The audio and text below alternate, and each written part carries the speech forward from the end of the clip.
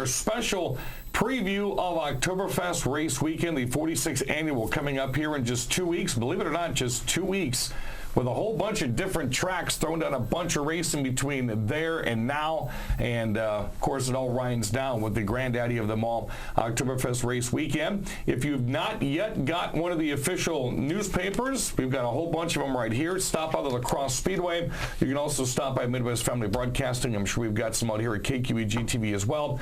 And all the information from this show is conveniently laid out in these newspapers. You can also find them at the racetrack, and make sure you get one of those, because I tell you what, this is such a handy guide to know what's going on. You can also go to OktoberfestRaceWeekend.com. They've got the schedules on there, pictures, history, the whole shebang to get you ready for the big one coming up here in a couple of weeks.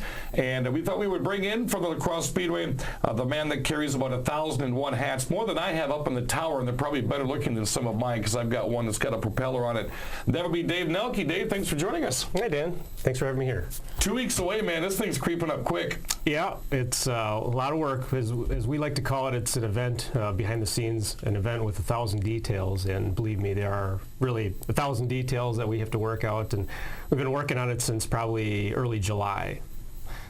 So. And I know one of the big details is I was just out at the Speedway the other day, and I haven't seen it yet, but it's fun, because the people that live around West Salem, once they see the spray painting of the yard markers for the trailers and the campers, that is when a lot of people say, holy cow, it's here. It's this week, Dad. That's the sign that they know that it's time, and they can either join in on the fun, or they get out of town and they avoid it altogether, but hopefully we welcome them all to be part of it. Now, the past couple of years, we've dealt with quite a bit of mud. Have you and Chuck Deary struck some kind of a contract with Mother Nature to maybe let it pour the next weekend? Well, we don't want that, because we have street drags on the Saturday. Well, 2 weeks from then. We certainly have paid our dues the last 2 seasons for Oktoberfest. It's been cold, it's been rainy. This year, so far, we haven't had a single rainout with our weekly show at the Speedway, and we're hoping that continues right through Oktoberfest. Well, we're going to get things kick-started. As a matter of fact, we're going to spend the first couple of segments talking about what you can expect at Oktoberfest if you've never been, haven't been in a lot. I got a contest running on the radio, and I've talked to a lot of people that have not been back to Fest in like 5-10 years. So now is your opportunity to get those family reunions flamed back up, the fires flamed back up, and see some of these outstanding drivers that are going to be out here in a couple of weeks. And then our last segment, we're going to take you back to Oktoberfest 2014. In the entirety of segment 4 is going to be the last 7 or 8 minutes of the big 200-lap ARCA Midwest Tour race to cap off Oktoberfest last year. So first things first, Camper Village. What are we looking at? Any change to? I understand there were like 60 people waiting from 6 a.m. on last year to get into the La Crosse Fairgrounds Speedway at noon. They start showing up probably Sunday evening. They're not allowed on the premise. That's part of our lease with the Agricultural Society that owns the fairgrounds. And they're all lined up when I get there to work in the morning on Monday, and they're itching and scratching to get in. And we got to kind of turn around the corner and keep an eye on them, make sure they're not jumping in and throwing down some extension cords for their outlets.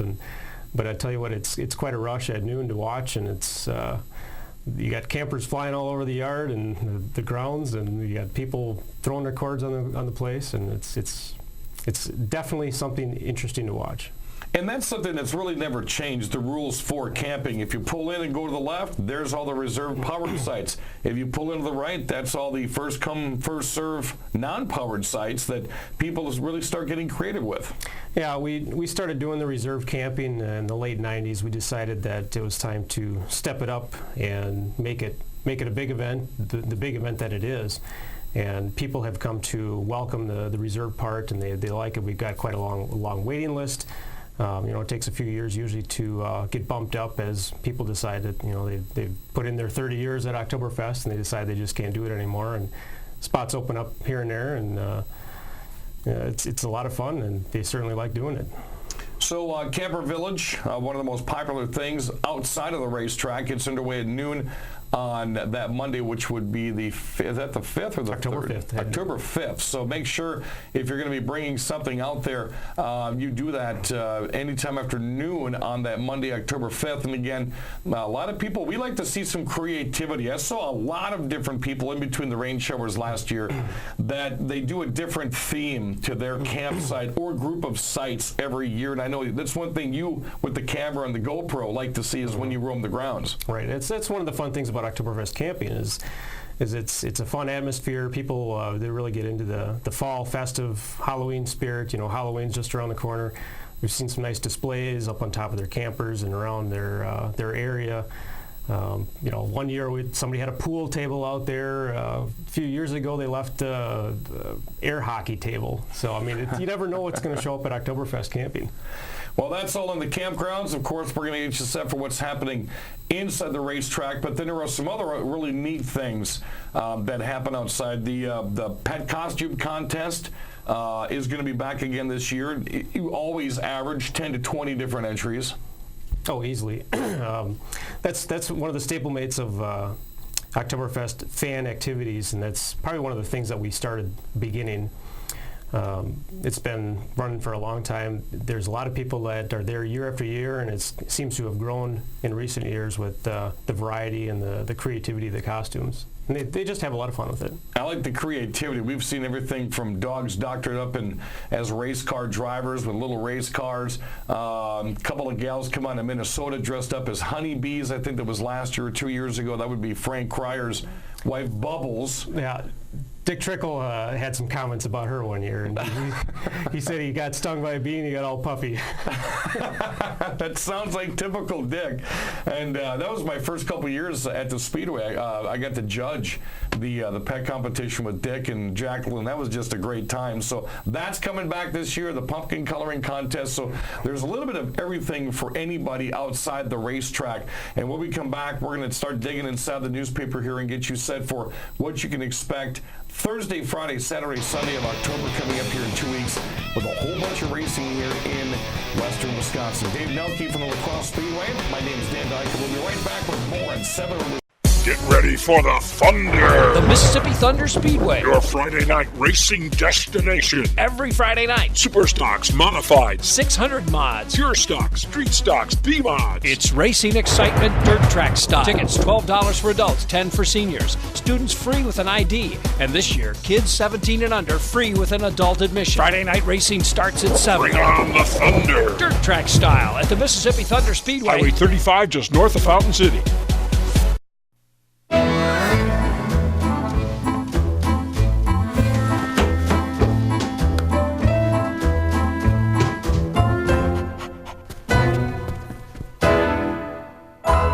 Some of the best moments in life happen at home.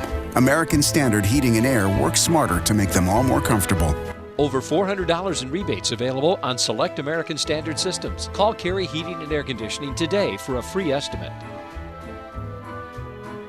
We're back. Settlers Racing, KQEG-TV. I'm Dan Dyker from the Crosse Speedway. Dave Noelke, as we get you set for Oktoberfest Race Weekend coming up here in just 2 weeks, 46th annual, getting bigger and better every single year. Dave, let's just jump right into the Oktoberfest newspaper. We start things off Thursday night as we normally do, and a lot of local track champions being crowned this year. Yeah, that's right, Dan. All the lacrosse divisions will be racing Thursday night. Quick Trip NASCAR late models, the Dean Satellite Sportsman, the Auto Value Thunderstocks, the Ants Complete Pest Control Hornets, and the Outlaws. The Street Stocks already had their championship a couple weeks ago during the Enduro, but all those will be determining their champions for the 2015 season.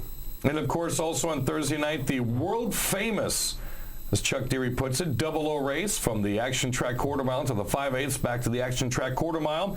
And the Bandits, a lot of the Wisconsin Dells cars that run Bandits and some of the guys from Rockford that come up, they're going to be joining our Hornet class. And then the Super Late Models Futures race, which is always entertaining.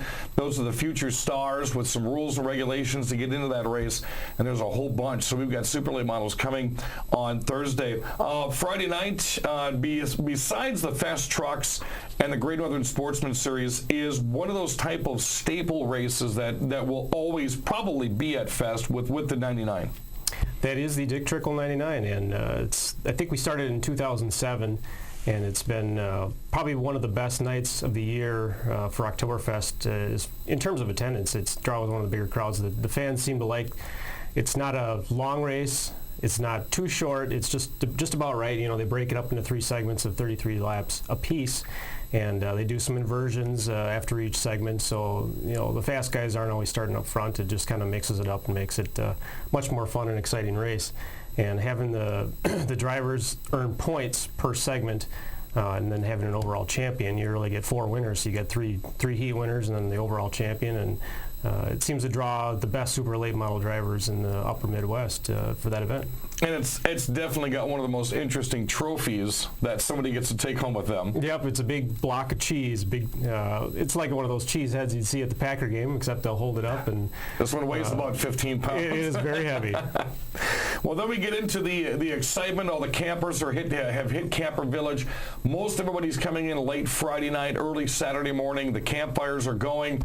Souvenirs are flying left and right. You got the mini donuts going on. You got collectibles going on. And then we start bringing in the big boys, the Arca Midwest Tour, and a lot of excitement starts. 9:25 start on the Saturday morning of Fest. And if people came to watch the big track, this is what they're going to get. Yeah, it's Saturday morning is one of my favorite days of the year, and as far as the racing at the track, seeing practice laps early in the morning, and they practice for hours until they get going and qualifying.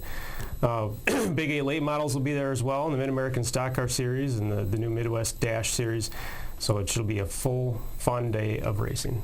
And with the Midwest Dash Series, it was announced last week that Greg Oliver, our flagman at La Crosse, who started the Great Northern Sportsman Series, is taking that Midwest Dash Series a step further next year. He's actually going to be running about 5 or 6 races like he does with the GNSS. And a lot of the guys are going to be, and gals, we've got some out of Loves Park, Illinois, that come up and run that series. You're going to see them at various tracks next year, so keep it on this TV program, and we'll keep you up to date as next year rolls around. Then the culmination of Sunday. Last year, the 200-lap Oktoberfest Midwest Arca Tour race went back to the 200-lap format, and I heard nothing but positive comments. Well, Oktoberfest is a big event, and we decided it was time to bring back a longer race and make it noteworthy to the fans that this is a big thing. So. We did 2 100-lap segments with a halfway break, and they all had to do a pit stop and refuel and change a couple tires and get back out on the track, and it worked out real well. And then, of course, another staple of the La Crosse Oktoberfest is the JMax 63. Yep, that's John McCarnes was the promoter of the racetrack here and the Oktoberfest race weekend for many, many years, and then he passed away a few years ago. And since then, this event has been in his honor, and he likes the segment format with the overall champion, just like the Trickle 99. So this is something that they can do for him, and it's using the Big 8 style late model cars. Another thing on Sunday morning to do is the fan photo autograph session at 11 o'clock right on the racetrack. Dan is a big part of that. I love doing that, too. And that's one thing with Dick when he was around, is setting his table up and watching the people invade his line. But I'll tell you, one of the best chances to meet the stars and the cars, whether it's local guys or ones that you only see stopping in La Crosse maybe once or twice a year, the Johnny Sauters, which is that's a tough one to get here. The Travis Sauters, who was practicing last week, the Danny Fredericksons, guys like that you never see in this area. It's a good chance to meet them, meet their pit crews, get pictures of their cars. And some of the interviews I get to do on track are just very exciting. I really love that part of Oktoberfest race weekend. You've also got the big charity pancake breakfast, which I actually stopped at and ate last year. I was up early enough for that. It was outstanding. Start out the day. And Dale Danielski's already sent out Facebook reminders for the big Racers reunion. Yes, the Champions reunion, I was going to bring that up, is at the Hospitality Chalet. It's inside the grandstand, so anybody that's got a ticket is welcome to go down there. You can meet with some of the old champions from past days, and you get a chance to greet them and meet them and tell them thank you, and they'll really appreciate it because they're legends and pioneers of the sport, and they've come along. They've done a lot to help progress the sport, and there's always a couple cool cars on display, and whether it's a chicken coop or an old IMCA type car, but it's worth the trip down there. There last year? I think it was a couple years ago, because it stunned me when I saw it walking down towards the reunion. I'm like, what kind of car is that? And then all of a sudden, everybody that was in there knew the history of the driver. They knew the history of that car. And if you like history, that's the place to be. I mean, Tom Ruffner's always up there. Marzovka's up there. Even Billy Miller used to run with Dick Trickle back with the old Toma days. You get a wide variety up there. And you just mention one car, one name, and let those guys just sit back and just let them go. Yep, they love it. They love the sport dearly. Anything new we want to mention? We want to make sure we don't really leave anything out. I think we pretty well covered everything.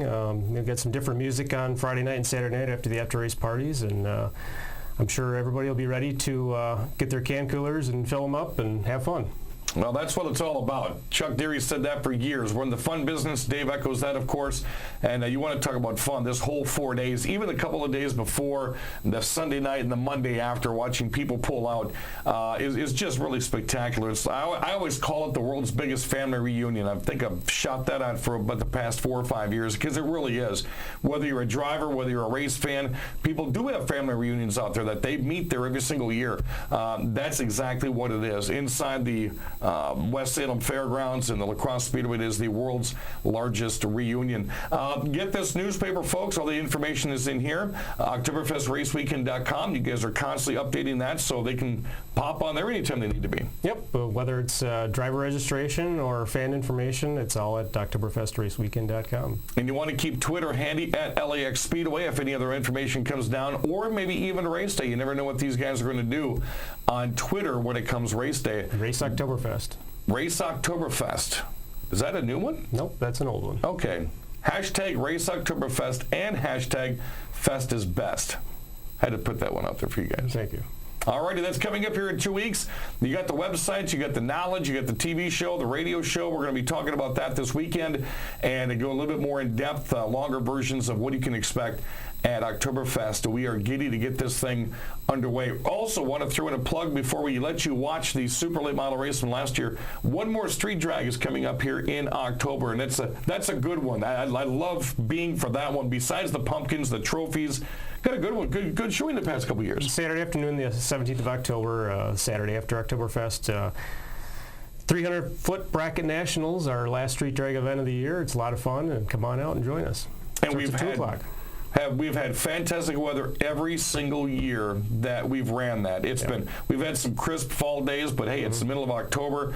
Everyone's getting pumpkins. They get the trophies, and it's just a really good time. So streetdragslax.com. You can get more information on that as well. For Dave Noelke, I'm Dan Dykert. Thanks for joining us this weekend. Next weekend, one more week preview of Oktoberfest. That's coming up in just 7 days. Thanks for joining us. This is Seven Rivers Racing. Get ready for the Thunder! The Mississippi Thunder Speedway. Your Friday night racing destination. Every Friday night. Super stocks, modified, 600 mods. pure stocks, street stocks, B-mods. It's racing excitement, dirt track style. Tickets $12 for adults, $10 for seniors. Students free with an ID. And this year, kids 17 and under free with an adult admission. Friday night racing starts at 7. Bring on the Thunder! Dirt track style at the Mississippi Thunder Speedway. Highway 35 just north of Fountain City.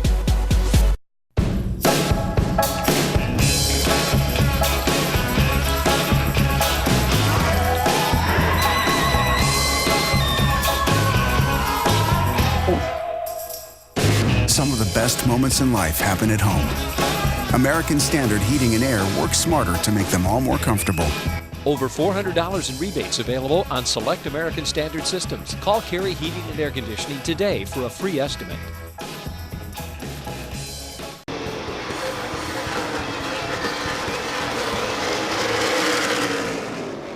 A car length between first and second place as we close in on 20 laps to go in this 200-lap event. What a story if Fredrickson could go from 8th to 1st in the final 90 laps. He's all over Travis Sauter. Sideways Fredrickson in his pursuit for the lead.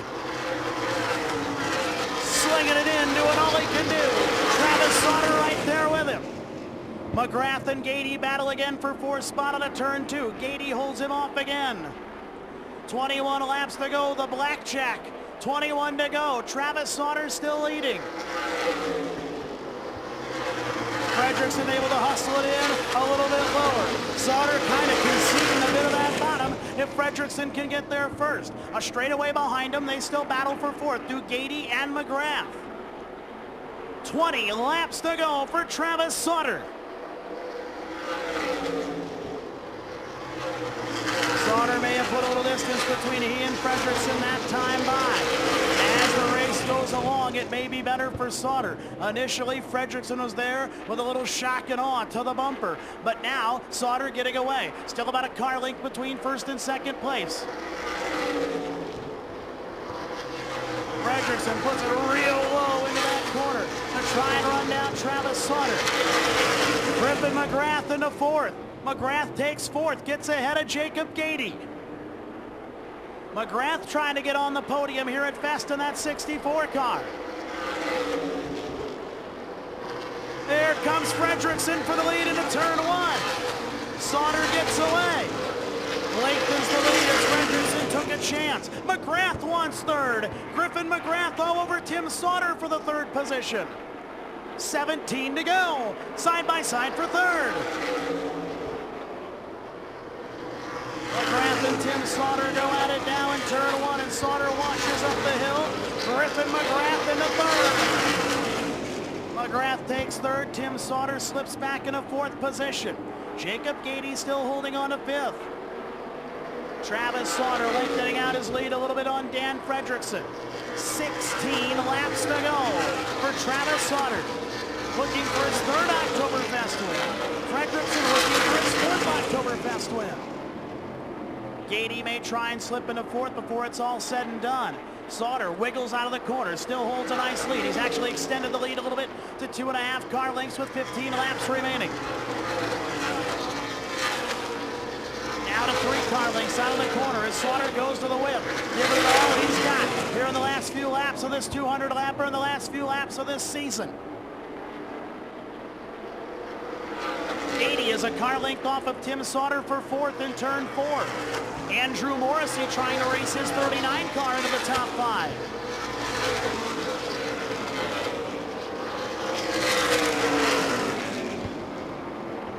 "13 laps to go for Travis Sauter. Fredrickson may have one more shot left in him. He might be hanging back for one more big run at that 5 car.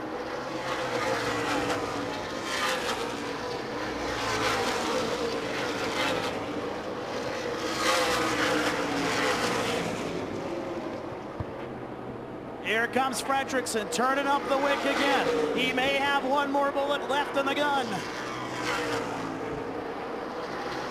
He's right on the back bumper of Travis Sauter for the lead.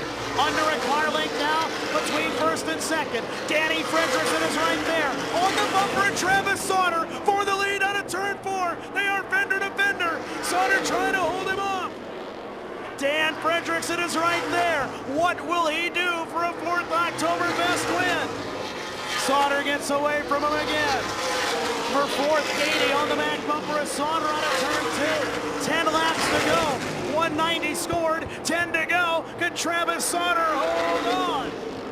Gady and Tim Sauter battle for 4th in turn 4.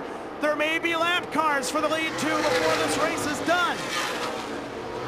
Everybody else pretty much stretched out around the racetrack, and all eyes focused on the battle for the lead as Dan Fredrickson continues to deliver shots to the abdomen of the leader, Travis Sauter, in the 5. Can he pepper him? Can he get to the lead? He's back to the bumper again as they go to turn 2. A car length separates them as they move down the back straightaway. There will be lap traffic before the end of this race if the yellow flag does not fly. Fredrickson peaking, Sauter holding the lead. McGrath still in 3rd spot in the 64. Tim Sauter still trying to hold on to 4th with Jacob Gady right behind him. The leaders will come up on James Swan's car first. Fredrickson knows it's coming. He's got a good solid car. He can put it right to the bottom. Now Sauter's car wobbling just a little bit as he goes to the whip to try and get away from Dan Fredrickson. Under 7 laps left to go. Fredrickson right there. Swan pulls low, lets the leaders by, and they'll play on. Here comes Fredrickson again. Takes a lot of liberties as he goes into the corner to try and chase down your leader, Travis Sauter. 2 car lengths between them as they go to turn number 1. Side by side for 4th in turn 4. Jacob Gady to the high side for 4th. For 4th into turn 1, it's Gady and Tim Sauter. Meanwhile, Ty Majeski and Nate Hosley bumper to bumper as Majeski tries to hold on for the championship. 5 laps to go. Travis Sauter getting away. Sauter has put 3 car lengths between he and Dan Fredrickson. Andrew Morrissey wants 5th. Morrissey to the high side of Tim Sauter. Put Andrew Morrissey in the top 5 of the 39. Majeski, meanwhile, staying ahead of Nate Hosley as Majeski tries to make history. 4 to go. Sauter has went to the whip. He's extended the lead. That could be all she wrote.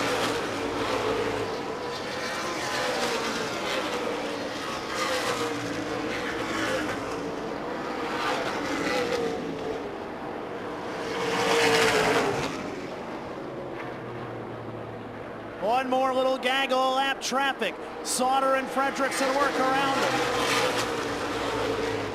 Leader Travis Sauter brings him on a turn 4. Tom White says 2 laps to go for Travis Sauter. Hosley working on Majeski. Hosley gets by Majeski, but it shouldn't matter. Majeski should still have the championship locked down. Leader Tim Sauter in turn 3 and 4. Fredrickson might have one more chance. White flag coming, 1 to go. Panitsky and Barstad ahead of Sauter with 1 to go. Fredrickson may have one more chance. Sauter tiptoeing to the outside of Barstad and keeps the lead steady at 5 car lengths. He'll work around Panitsky. Fredrickson throws it in hard for the 3rd time in his career. Travis Sauter is an Oktoberfest winner. Dan Fredrickson in 2nd. Griffin McGrath comes home in 3rd. Jacob Gady's going to finish the race in 4th spot. Andrew Morrissey's going to round out the top 5. Ty Majeski is your ARCA Midwest Tour champion and Rookie of the